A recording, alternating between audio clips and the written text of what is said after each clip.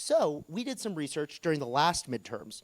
And at that time, 2022, inflation was a huge concern for voters, especially amplified by Republican-leaning political ads, $4.5 billion worth.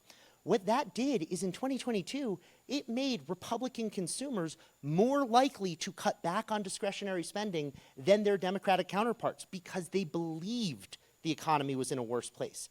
We expect that to invert in 2026. So if you're a brand that is seeking to advertise more liberal-leaning demographics, younger, more diverse, living in and around cities, you should be on the lookout for the fact that Democrats, because of the ads they are going to see about tariffs, about inflation, about the economy, may be more likely to pull back on their spending. And that's something you need to be planning for now.